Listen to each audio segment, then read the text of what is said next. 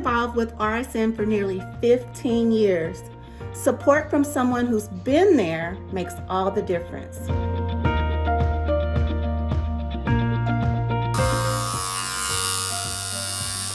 Hey David, what are you listening to? Kidney Talk, an online radio podcast that talks about kidney disease and the prevention of it. Oh, cool. Where can I find that? Oh, you can download it on iHeartRadio, Google Play, and Apple Podcasts. Oh, nice. I'll definitely have to download that. Shout out to Renal Support Network, the annual Renal Support Network essay contest. I won the Renal Support Network contest last year, the Warrior, and we are all warriors. So thank you. Keep on doing all that you do, and be happy and healthy and keep the hope. Thank you, Renal Support Network. Woohoo! As a kidney transplant recipient, I find that having an actual publication like Kidney Talk is an invaluable resource for any kidney warrior at any stage. RSN keeps me informed of kidney advocacy issues so my voice can be heard.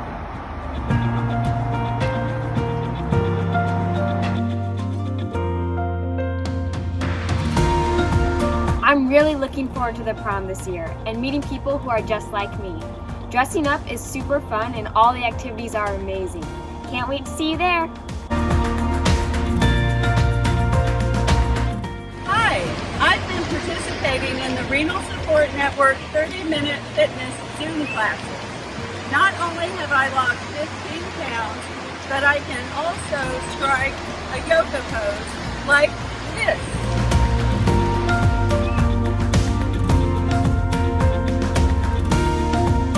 When I created Renal Support Network back in 1993, I had no idea the impact that I would have among my peers.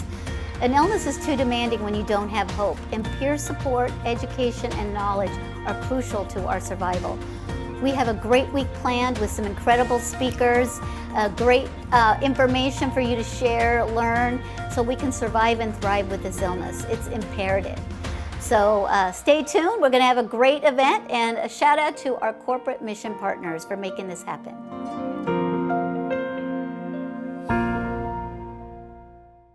Now we are going to move on to Dr. Johnson, and he has spent his career, he's an internist, and he is always looking for new ways to improve patient care.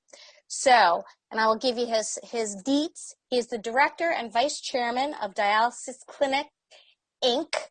And I am going to hand it right over to Dr. Johnson. He's going to talk today about how to get the most out of your doctor visits. Awesome. Thank you. Thank you so much for the chance to talk to this group today. This is such an amazing meeting. I have so enjoyed looking at all the questions that everyone has been asking. It's really cool to see how engaged everyone is, and all the questions. And I think also the sharing of information, because, Sasha, I agree with you 100%. Each of our experience is different. And so just because one person has struggled doesn't mean that another person won't do extremely well. It's also so wonderful to know others who have gone through the same process and be able to learn from others who've experienced it. So I've loved watching the comments and the sharing. It's been incredible. All right, let's see if I can figure out how to show my slides. This will be a challenge for me, but maybe I can do it. All right, can you guys see the slides? Yes, we can. Unbelievable. All right, can you see it? Yes. Okay, got awesome. it. So thank you for the opportunity to talk today. Before I kind of shared my thoughts about getting the most out of your doctor visit, I wanted to share a little bit about myself. So I think one thing that's unique about me is I was a person before I was a doctor. And what that means is I originally wanted to be a doctor. I was in college. I did not get the grade that I hoped to get in organic chemistry, an important science class. And I was told that I'd never get into any medical school. And so I gave up the dream, and still worked in healthcare, but worked in other areas. And then when I was 35 years old, I decided that I would see if I could become a doctor. And so I retook all my science classes. I went to a local medical school here in Nashville, Tennessee, and also a local residency program. And I will tell you that being able to practice medicine is such a privilege. Personally, it is a dream that I thought that I had lost.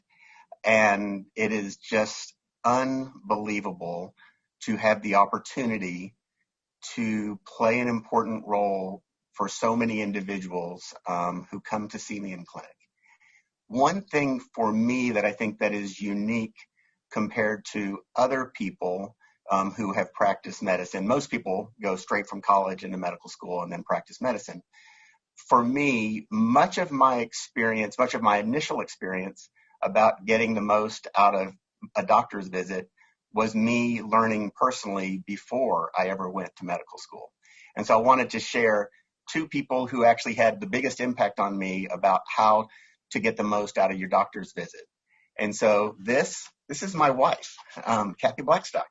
So Kathy has Crohn's disease, and she told me, I asked her if I could share her story, and she said yes, she was okay with me sharing her story. So she has Crohn's disease, and it has been a battle as long as we have been together, and we've been married for nearly 25 years.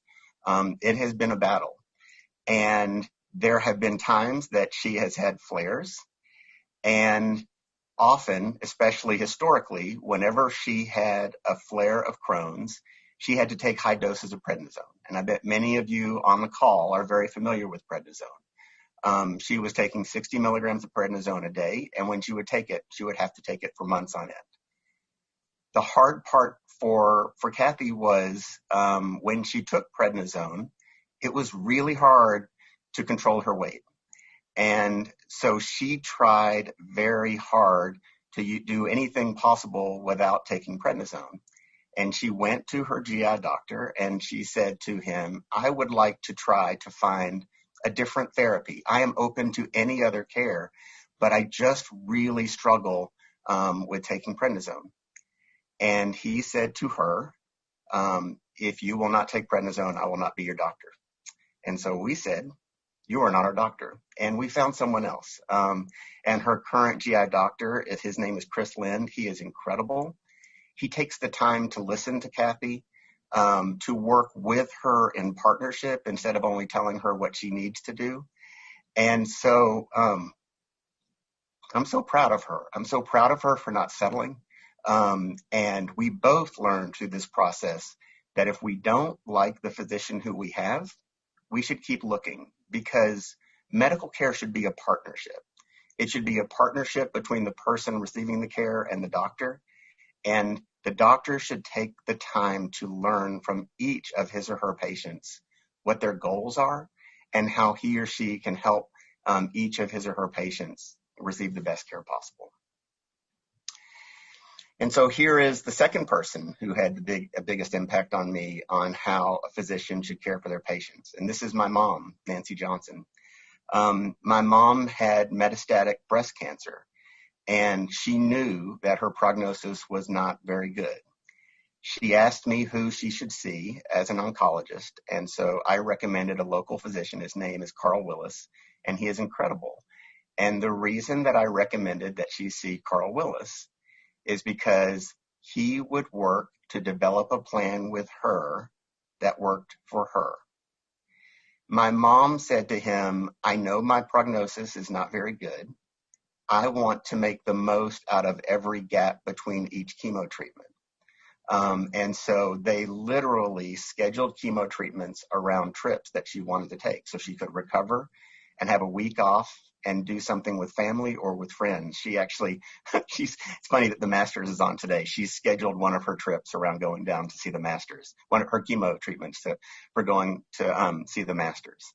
And it was so impressive for me watching Dr. Willis work with my dad, with my mom, and say to her, yes, technically speaking, your next cycle may be starting 4 or 5 days later than it's supposed to. but this is your life, and you should make the decision that is best for you.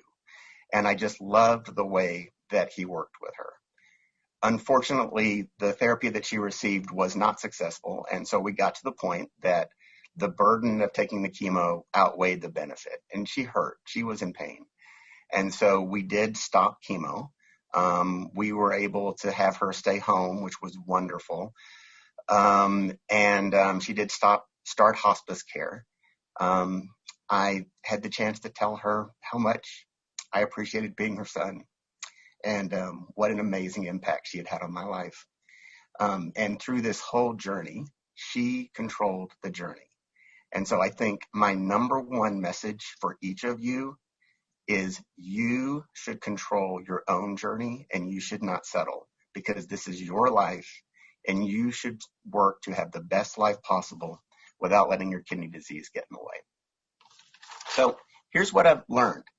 Number one, I think as you're looking at having a physician or physicians, I really think that what you're doing is you're building a team to help you have the best life possible. And so you need to make sure that each member of that team is someone who understands you, believes in you, and will advocate for you. And so to me, it is critically important for you to find a physician who sees you as a person, not the medical conditions you have. And find a physician who is willing to take the time to listen. If you're thinking about your current physician or physicians, and you're thinking that doesn't really fit, don't settle. Keep looking. My bet would be if we know how healthcare works. My bet would be if you went to a restaurant and you were treated the way that many of us have been treated by the healthcare system, you wouldn't go back to that restaurant. If you were going to a grocery store and you were treated the way we sometimes are treated with the health system, you wouldn't go back to that grocery store. So why do we treat healthcare differently? Why don't we set an expectation that whoever cares for us should be our partner and should work with us to make sure that we have the best life possible? So this is kind of my background. Here's who I work for. I work for a company called Dialysis Clinic Incorporated. DCI is a nonprofit. My dad, Keith Johnson, is a nephrologist. He actually started DCI when I was 4 years old. So I basically grew up with DCI. He asked me when I got out of college if I was interested in joining DCI, and I was so excited about the possibility of being a part of DCI. We are countrywide, but we're also pretty small. We care for 18,000 patients. Of those, 15,000 patients are on dialysis. We have 250 clinics across 30 states. We do have good outcomes, but we know we can do better. So 7 years ago, we created a separate organization, which is called Reach Kidney Care. Reach Kidney Care cares for about 3,000 people with chronic kidney disease, not on dialysis. Our primary goal is to decrease the number of people requiring dialysis care. So I love that I work for a company called Dialysis Clinic Incorporated that created a separate company whose primary purpose is to put the parent company out of business one patient at a time. And it was really interesting to me as I was reading a lot of the comments. First, amazing comments, and I loved the exchange of information and support and thoughts on different types of dialysis care or transplant. I think we can all agree that if you didn't have to be on dialysis, that would be a good thing. If someone didn't have to be on dialysis, that would be a good thing. And if we can find a way to push back dialysis, that would be incredible. So let's do everything we can to make it as unlikely as possible that each of us needs to be on dialysis. So my question for you, and it's a trick question, my question for you is, who is your doctor? And this is a question that I ask each of my patients when they come to see me. And they usually look at me like, Doug, I'm sorry, and I don't go by Dr. Johnson. My dad's Dr. Johnson, so I go by Doug or Dr. Doug. So they'll usually say, Dr. Doug, you're my doctor. And I say, no, that's not true. You are your doctor.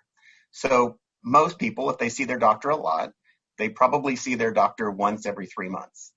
And I'll be honest, I'm much more interested in what happens for you every day that you're not seeing a doctor than when you're seeing the doctor. And so as I see it, you, your family, your friends, you are really the most important piece for ensuring that you are healthy.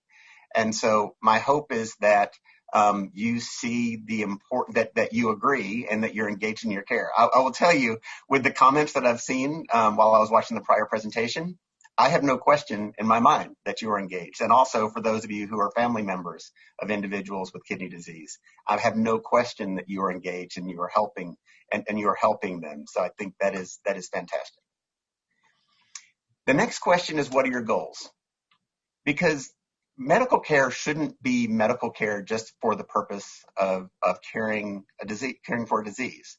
The real question is, what are your goals in life, so that we can figure out what we can do together to allow you to meet these goals. And so that's really my goal. My role as a physician is, how can I help you meet your goals? And so, as you guys know, many people with kidney disease have diabetes. Many people with kidney disease have high blood pressure.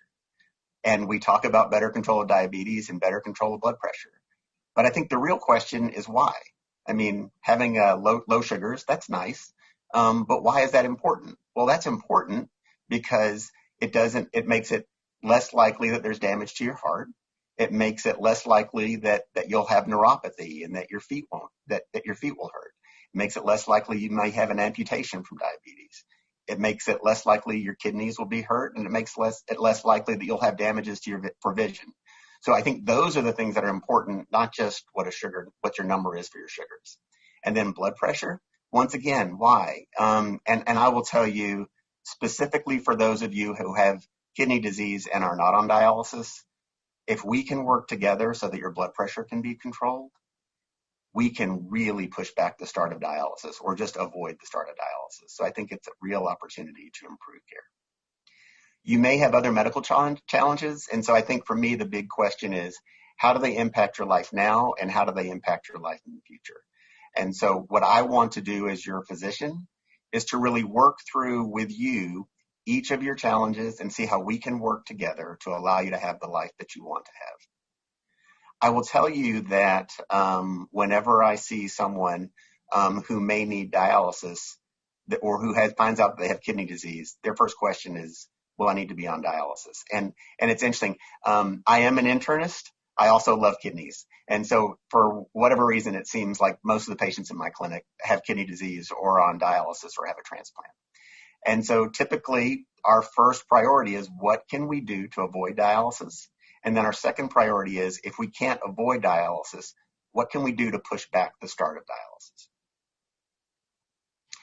So I think 2 questions for you guys, and hopefully you'll know the answers to these, but I think it's important to go over. Specific for kidney disease. Do you know your kidney number? So your kidney number is what we call a GFR, or glomerular filtration rate.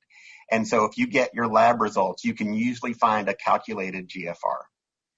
A GFR basically is the percent of function of your kidneys. So if you have a GFR of 35, that basically means your kidneys are working at 35%. Now, I have a lot of patients who I see, and they'll be at 45% kidney function, and they will ask me, does that mean that I need to start dialysis? The good news is that from our side, as we're caring for people and working very carefully to start them as late as possible on dialysis if they need dialysis, they're usually starting dialysis with kidney function between 5 and 10%. So somebody who has 45% of their kidney function, if they are very careful and they control their blood pressure, control their diabetes, avoid pain medications like ibuprofen, there's a really good likelihood they'll never need to be on dialysis. But in the very least, we're going to do everything we can to push back the time that they would need to start. And so here's kind of what I think about with kidney numbers, very simply. If you have less than 30% of your kidney function, you probably should be seeing a nephrologist. And if you have less than 20% of kidney function, you probably should be working on a plan for a transplant and also your plan for dialysis. And the reason that we say both is because it takes so long often to get a transplant that you may need to start dialysis while you're waiting for a transplant. So it's helpful to think about both. Then if you have less than 10% of your kidney function, at that point, you may need to get a kidney transplant. You may need to start dialysis. My main goal as I'm working with my patients and as their kidney function unfortunately is declining is to make sure that they are as ready as possible for the change, whether that change is a transplant or that change is dialysis. Because what I find is that if they're ready for it, it's just a much easier transition. And they're more likely to be able to continue to have the quality of life they want to have even after they start dialysis. And my number one thing is let's not start dialysis any earlier than clinically necessary. So if I had kidney disease and I had less than 10% of my kidney function, and I was going towards dialyzing in center, I would much rather see my physician or my physician's nurse once a week just to have them check on me and see if I have symptoms and whether or not I need to start dialysis than to go to the dialysis clinic 3 times a week. And so my goal is to watch my patients closely so that we can push back the start as long as possible. Now, I talk about a GFR less than 10. There are some people who need to start with a GFR higher than 10, especially if you have a hard time keeping fluid off. But I think it's important to ask, why do I need to start dialysis? GFR is just a number. You really need to have symptoms that would need to be treated with dialysis care. And I wouldn't want you to start dialysis any earlier than possible. It is possible that you may choose to receive a transplant earlier than a GFR of 10 so that you can have a transplant, or your family member can have a transplant. And that makes all the sense in the world. One piece for me that's unique about transplant is incredible. If I had kidney failure, I would want to get a transplant. But transplant is not a cure. When you have a transplant, you are on immunosuppressants. There are risks. And so as I talk with my patients, I do talk with them about considering pushing back having a transplant. If they found someone who's willing to be a living donor, pushing back having that transplant so they can be transplant free for as long as possible.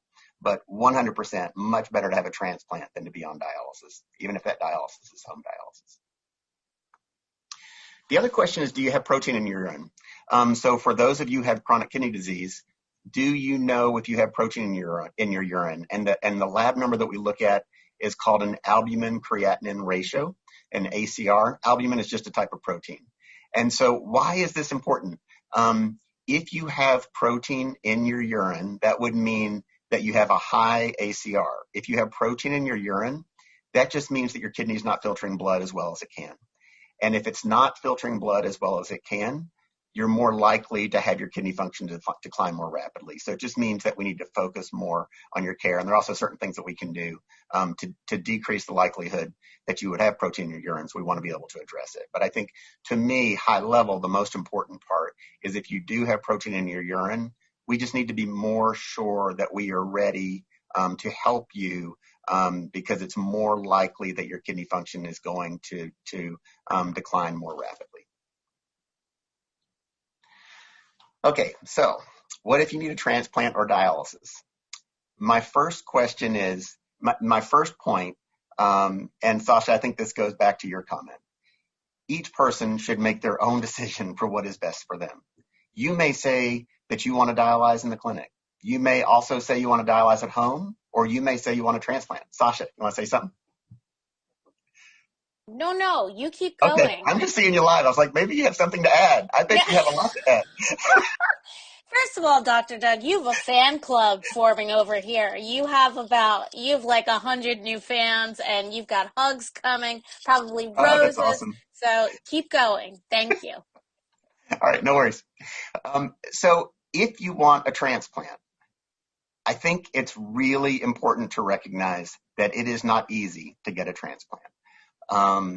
Hopefully you live in an area that's close to a transplant center, but you may need to travel to be evaluated for a transplant. It can take time, even if you have a local transplant center. I think the other big part is when you're looking at the possibility of living donation, are you comfortable with asking other people whether or not they would be willing to donate? I will be honest, I would struggle with that. It would be difficult for me to ask other people.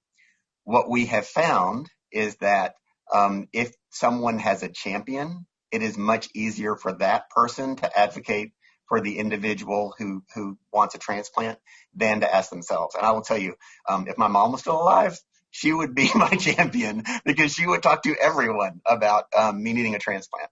So I do think if you are interested in a transplant, I think it can be very helpful to think about it early and walk through that process. I also think the important question is, what can we do to help you? This should be a partnership.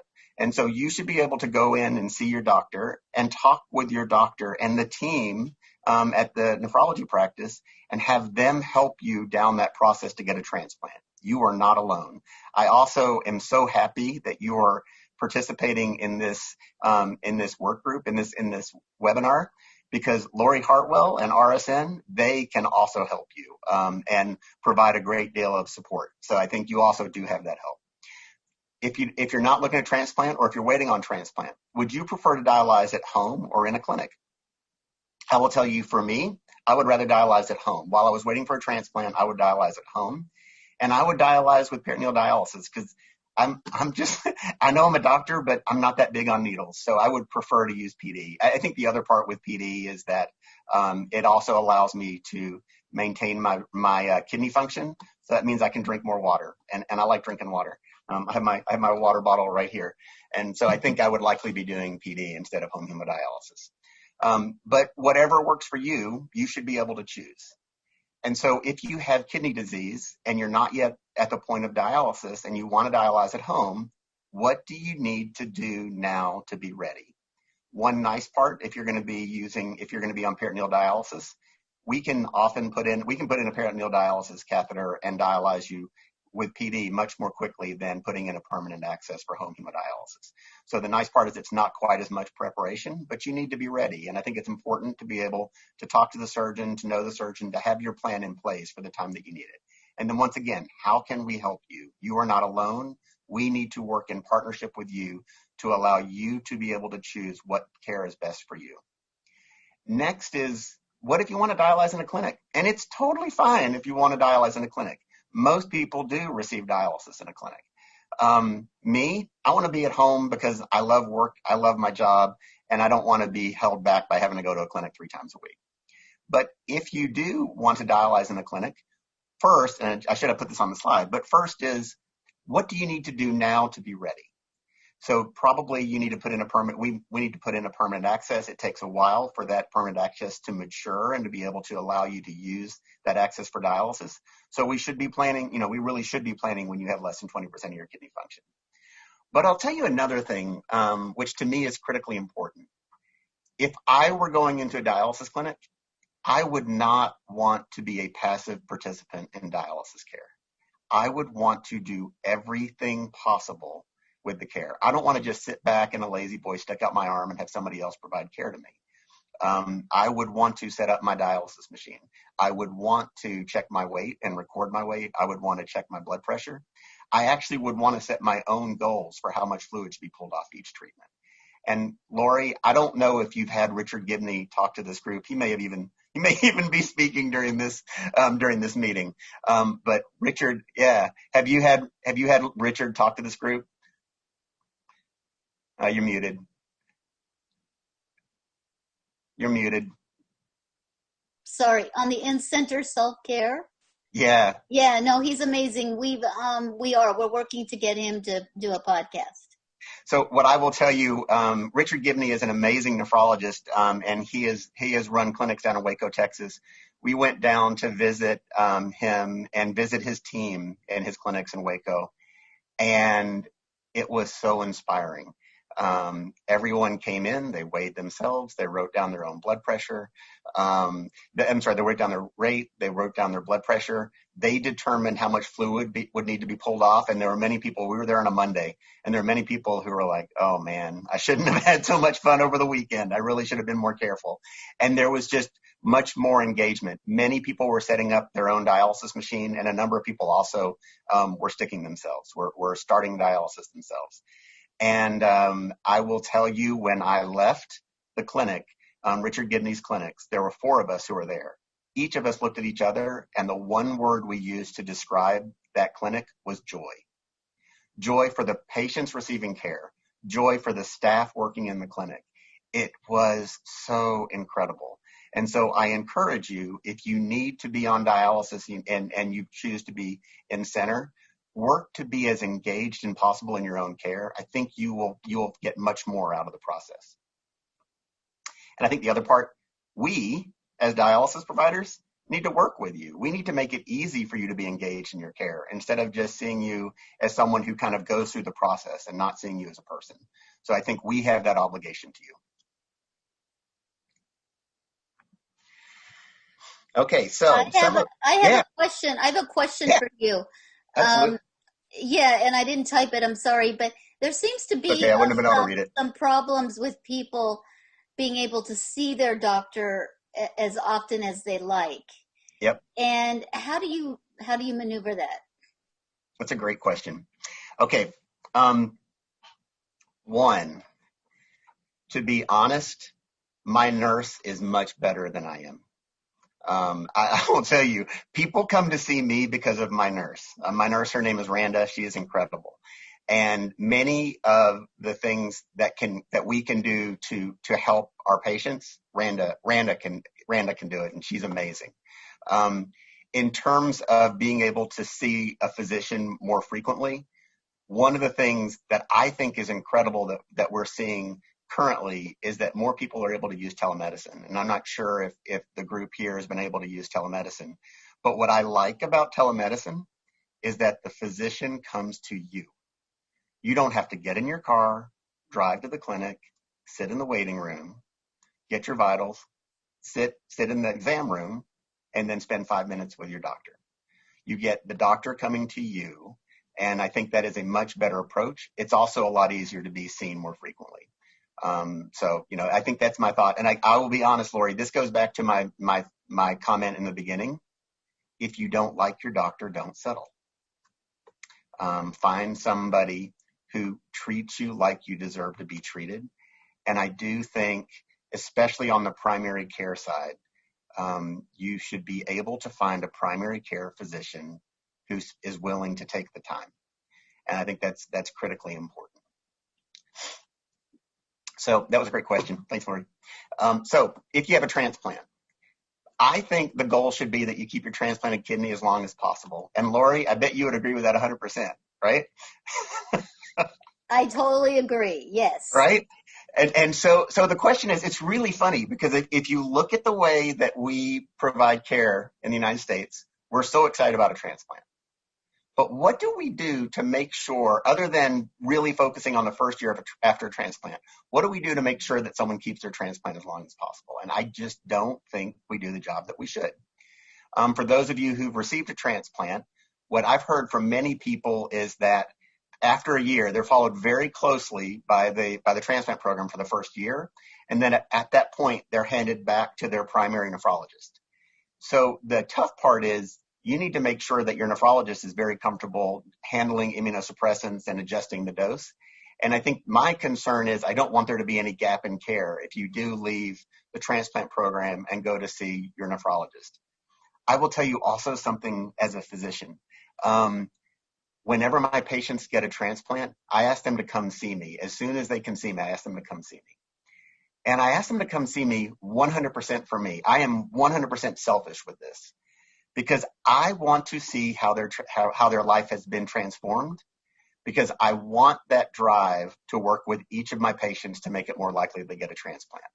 So you are giving your physician a gift when you go back and you share how different your life is after you get a transplant, and you are making it more likely that somebody else will get a transplant if you do that. I also had a question on, do you have a primary care physician? Because I think it's still important to have a primary care physician, and especially if you have your transplant, there could be other medical issues that you should make sure that are managed, that you're focusing on. And I think high level for each physician visit, it's critically important to be intentional. Bring a list of questions with you, bring a friend or family member with you. I was asking my nurse, before this presentation, I was downstairs in clinic with my nurse, Randa, and I was like, what should I say today? And she said, tell everybody to bring their medications with them when they come to the doctor's office. And the big thing she said is, if you're bringing the medicines, and also if you're taking medicines, know what each medicine is for. Don't just take a pill not knowing why you're taking that medicine. It may be that somebody gave you a prescription early on and you could be off that medication. So I think that was a very important point. But I think high level, when we're talking about physician visits, you should focus on your health each day, not just when you have your doctor's visit. Doctor's visit is just to check in with your doctor. but you should be on top of your health and engaged in your own health every day so that you can have the best quality of life possible. Okay, so for those of you receiving dialysis care, or with a family member receiving dialysis care, I saw a lot of comments about dialyzing at home, and I agree. It is better, for many, it is better than in-center dialysis. It's also not perfect. But for those of you who are dialyzing at home, I'm kind of curious, how often do you see your nephrologist? Do you see a primary care physician? My bet is, especially when you're doing well, when you're on PD or home hemo, you don't want to come to the clinic once a month. That's a burden. That's work to do. And it's kind of checking the box if you're doing well. My hope is that if you're able to use telemedicine to not have that be as much of a barrier. My big question, though, is as we are caring for you, if you're dialyzing at home, what are we doing to make it more likely that you can continue to dialyze at home? If you want to dialyze at home, we should be focused on what can we do to help you. And sometimes there's a risk that a home program focuses on numbers and not the person. And they may tell you your numbers don't look perfect. We're worried that you may need to go to in-center dialysis, but you could actually feel fine. And I would much rather focus on you as a person and how you are doing than just follow numbers and make a decision for you to have to go in-center. For dialysis in the clinic. So number one, is this your choice? And it's totally fine if it is your choice. Back to what I was saying before, what can we do to be as engaged as possible in your care? And how much time do you spend with your nephrologist? My bet is for those of you in the dialysis clinic, you don't spend a whole lot of time with your nephrologist. And I think that's a problem. And we need to make sure that you're getting the care that you need to receive so that you can have the best health possible. And once again, are we helping you be more engaged in your care? And I think the most important thing is that as we care for you in the dialysis clinic, we shouldn't be just thinking about the 4-hour treatment. We should be thinking about what your life is like outside the dialysis clinic. We should be thinking about how we can help you to have the life you want to have, but for your kidney disease. And I think the other part is, do you want a transplant? And if you do, what can we do to help you out with that? Because it is a difficult process, but living with a transplant, my friends who've had a transplant, living with a transplant is a completely different life than living on dialysis. So Lori, can I tell a couple stories or do you want me to stop?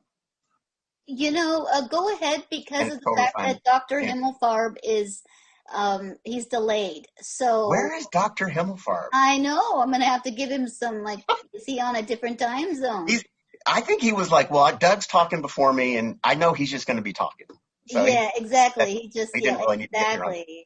Actually, Dr. Doug, before you go too far away from what you were just talking about, there are a couple questions about insurance as far as seeing your doctor goes. So one woman is saying that she's only allowed to see her nephrologist once a month, but she's not sure if that's because of her clinic or because of Medicare restrictions.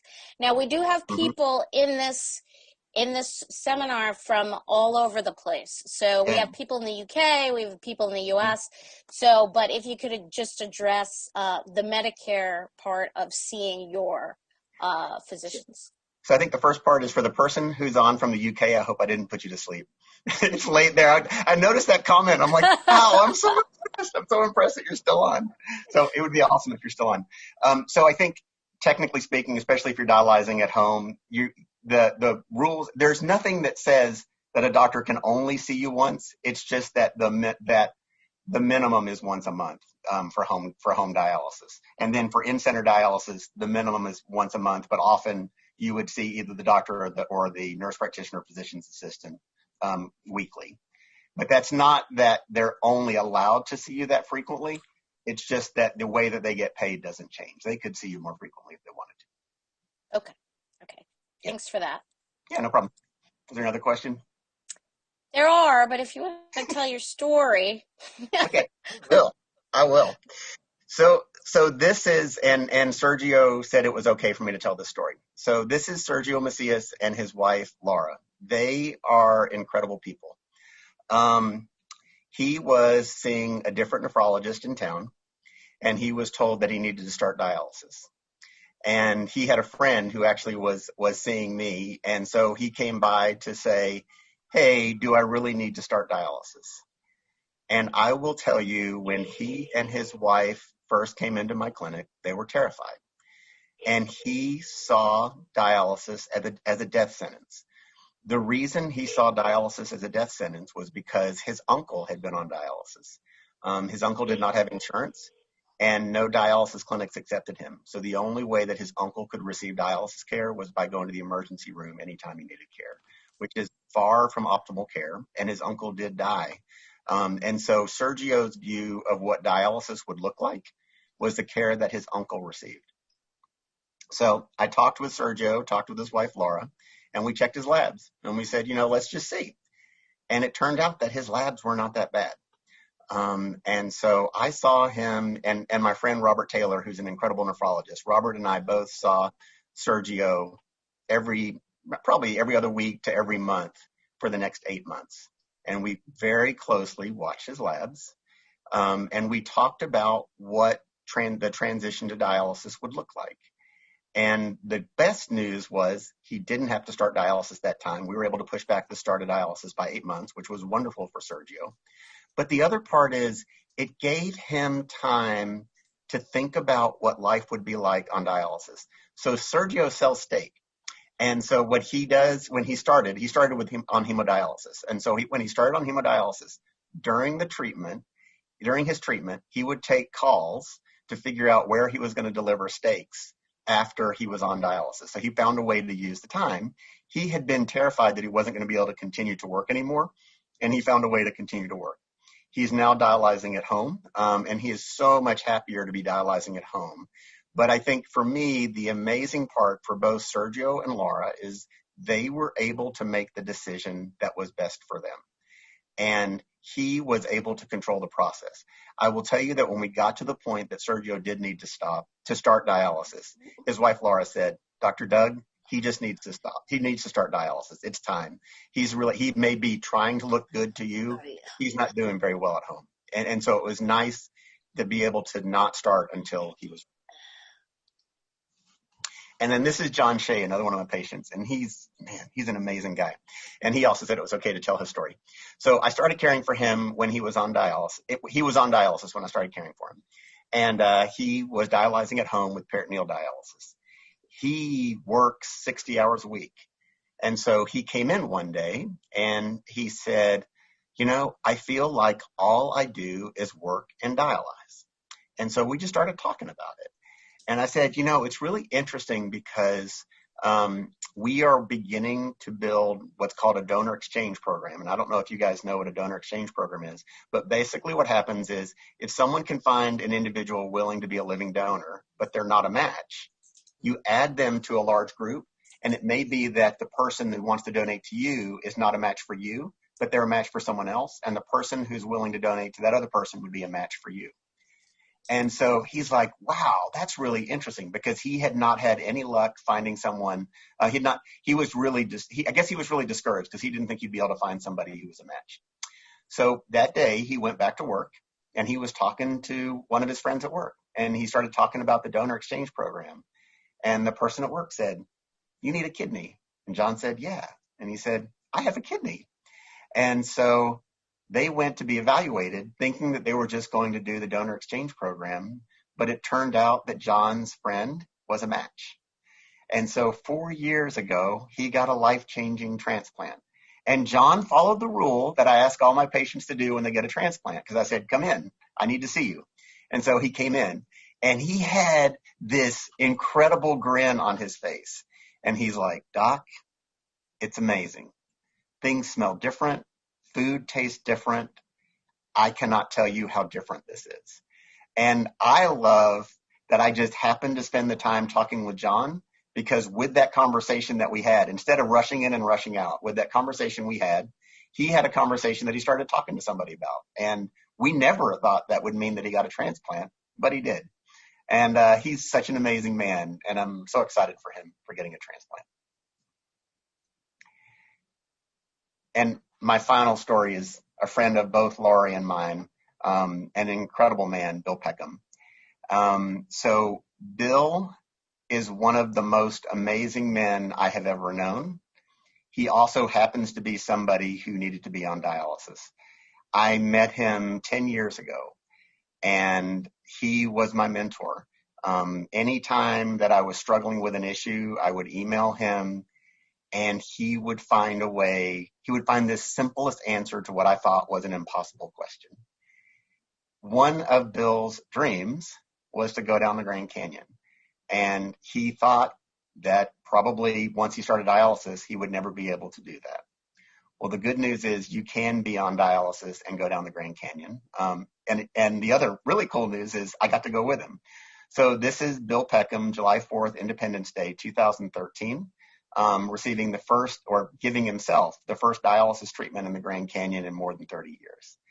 This trip with Bill was so incredible. I mean, first, to get to spend 8 days with a man as inspiring as Bill Peckham was incredible. But also watching him live his dream, it was so inspiring. And he sets the standard for me on never giving up and always making sure that you can have the best life possible and not letting kidney disease get in the way. Bill unfortunately passed away a little bit less than 2 years ago. And at his memorial, we handed out to people what we call Peckhams. And so it's a little medallion. I don't know if you can read this, but it says, "In loving memory of Bill Peckham," and you see the paw print. He had an incredible dog. And so it's a memory about his dog. And then on the back, it says, "Live the life you were meant to live." And so I keep this in my pocket every day to think about Bill, to think about possibilities, to remind myself that I can do better. And Bill, you are an inspiration. I miss you so much, but you are still with us. So thank you, Lori. Thank you, Doug. And we have several podcasts of Bill Peckham on our website.